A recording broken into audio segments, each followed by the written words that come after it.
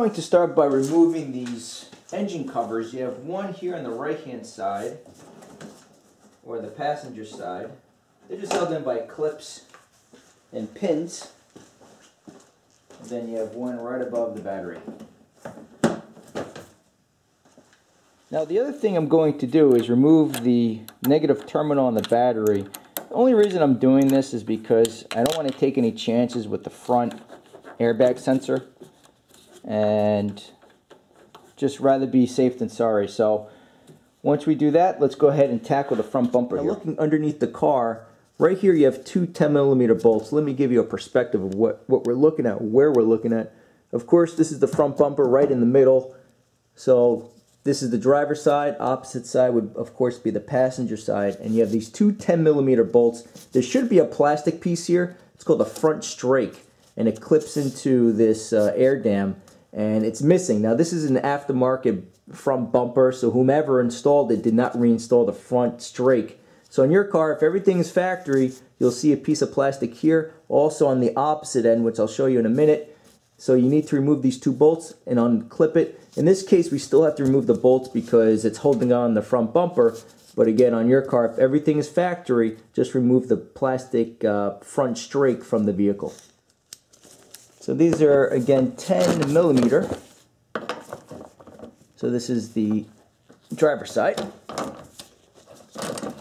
So we removed the two front on the driver's side. There's also another set on the passenger side I've already removed. Now, if you have the factory front bumper as well, you have this front air guide that the bumper bolts into. In this case, again, this is aftermarket, so it doesn't have that connection.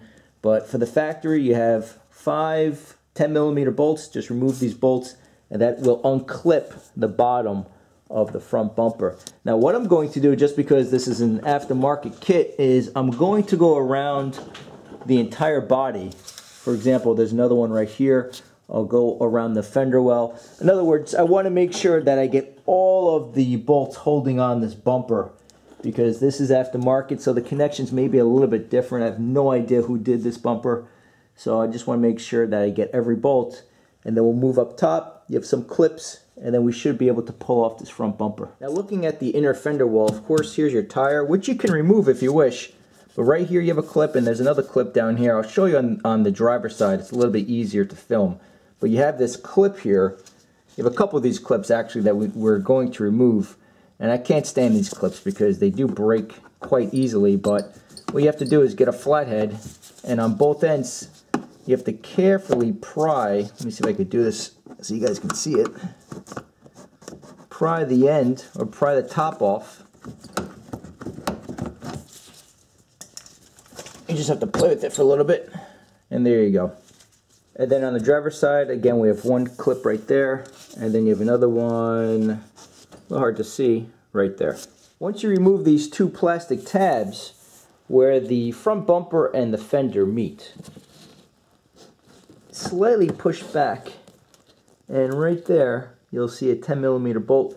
So remove that on both sides. The other thing I noticed, and I can't tell you if this is the way it is on the factory bumper, but there's another mounting point right here. So I'm just going to remove the bolt. This looks hacked to me. I don't think the factory front bumper has this connection, to be honest. But if anyone wants to confirm that, fantastic. And there you go. But what I need to definitely do is remove this guy on the driver's side and the passenger side.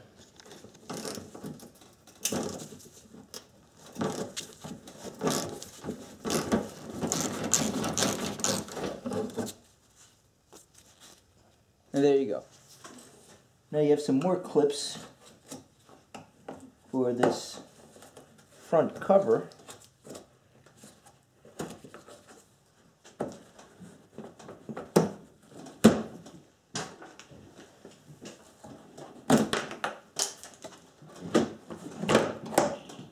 Okay.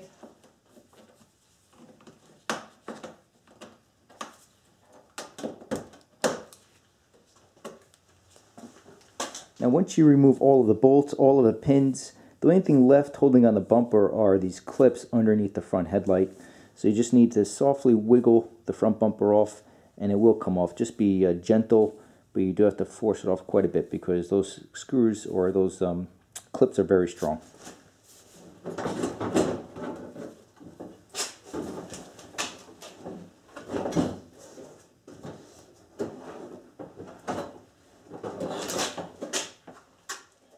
And just remove the battery from the engine bay. That gives you a lot more working room. And let me just position the camera here. Now, your headlight assembly has 4 connection points or 4 harnesses that you need to unplug. So let's start with this guy. This is your HID unit. You can just go ahead and remove that. Then to the left of that, let me see if I can get it on camera here. Right there, this is your fog light. Alright, that's your fog light. Right here, this is your high-low solenoid. In other words, when you turn the low to the high beams, you hear a solenoid click on and off. That's this guy right here. And then you have another one, you can't really see it, but it's for your parking lights. It's all the way toward the fender. And it sits all the way back there. So what I'll do in this case, I'm going to put the camera down to get that, but right there, you have to disconnect that guy too.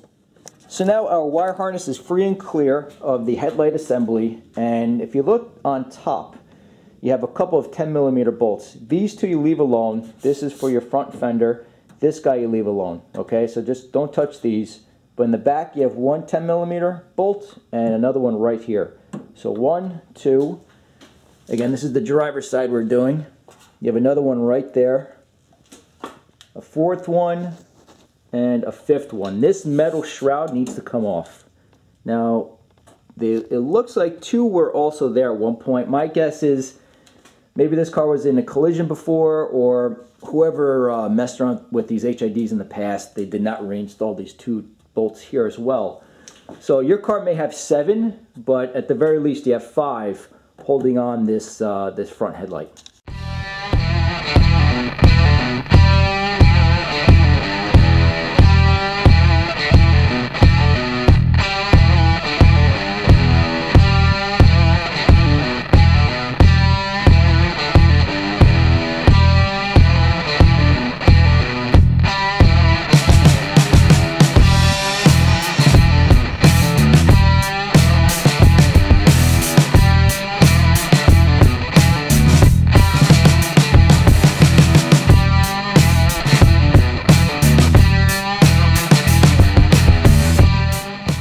By getting clear access to the HID bulb. Now in your vehicle you should have a back cover, something that looks like this, and in this case it was ripped off by someone else, and the reason behind that, right here is a tamper-proof Torx screw, and it's very, very specific in that if you use a normal Torx bit, something like this, it won't work. You need a very specific tamper-proof Torx bit like this.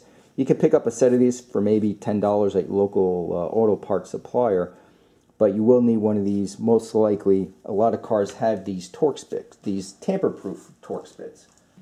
So I'm going to remove this right now. Okay. This is the opening for the HID bulb. So we're going to first, let me just make sure you guys can see this. We're going to lift off this spring.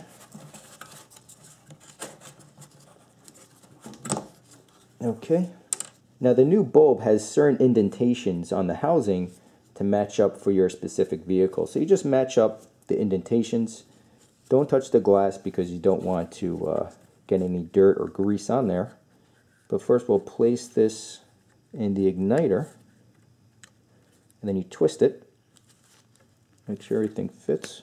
There we go. Okay. And now we match up the indentations with the housing.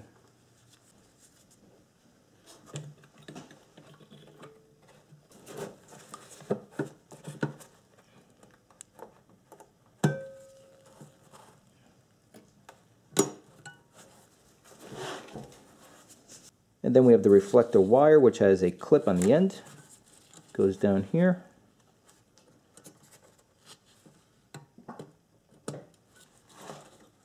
We'll route this like so.